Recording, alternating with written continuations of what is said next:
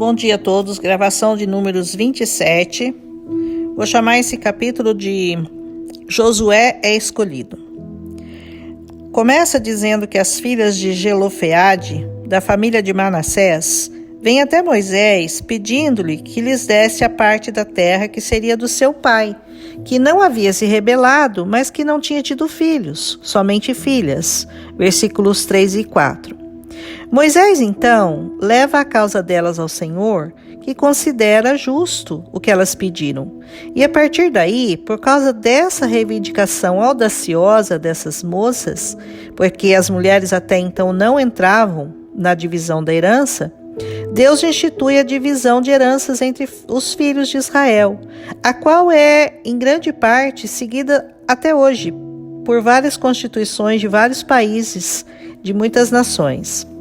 E Deus disse: se um homem morrer e não tiver filhos, então a herança será da filha. Versículo 8. Se não tiver filhos e nem filhas, será dos irmãos. Versículo 9. Se não tiver irmãos, terão direito os tios. Versículo 10. Se não tiver nenhum desses, será do parente mais próximo. Versículo 11. E Deus então pede a Moisés que suba ao monte Abarim, de onde ele poderia avistar toda a terra de Israel. Versículo 12. E depois de mostrar a ele diz que ele então seria recolhido, assim como foi Arão, por causa da contenda e da desobediência das águas de Meribá, quando ele não falou à rocha, mas sim a feriu. Versículo 14. Com certeza, o nome do Senhor teria sido muito mais exaltado se a água saísse da rocha quando Moisés falasse a ela.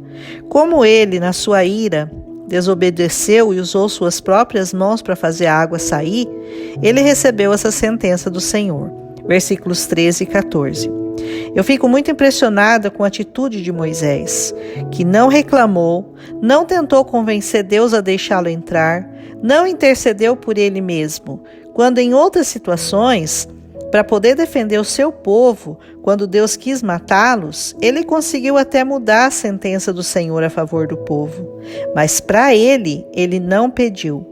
Ele aceitou e a única preocupação dele continuava sendo aquele povo, porque depois disso ele pergunta ao Senhor, ao Deus dos espíritos de toda a carne, como ele o chamou, quem iria à frente daquele povo para os fazer entrar na terra, para que a congregação não fosse como ovelhas que não têm pastor?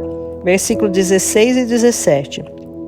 A nobreza de Moisés pode ser comparada a de Jesus, que se entregou também a si mesmo a um povo rebelde e desobediente, sem pensar nele, mas somente em cada um de nós. Gálatas 1:4 nos diz que ele se entregou voluntariamente pelos nossos pecados, a fim de nos resgatar deste atual e perverso sistema mundial, segundo a vontade de nosso Deus e Pai. O Senhor então diz a Moisés que Josué, filho de Num, um homem em quem está o Espírito, deveria ser levado ao sacerdote e diante da congregação receberia certa quantidade de honra para que fosse obedecido pela congregação. Versículos 18, 19 e 20. Essa transferência de autoridade por meio da imposição de mãos é até hoje usada e ensinada no Novo Testamento. O sacerdote consultaria então por meio do juízo de Urim, a pedra que nós já falamos, que era o Urim e o Tumim.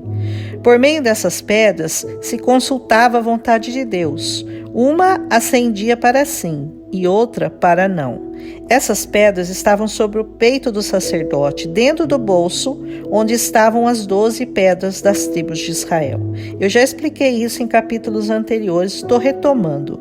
E pelas mãos de Moisés foi dada a incumbência e passado para Josué a liderança daquele povo. Assim termina este capítulo, que nos mostra o cuidado de Deus em dar continuidade ao que prometer ao povo, entrar na terra prometida.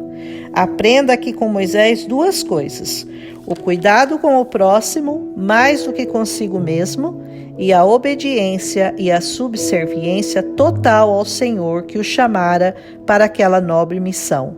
Que poderíamos dizer, se fosse um filme, Seria uma missão impossível, visto o número de dificuldades e inimigos que eles teriam que enfrentar.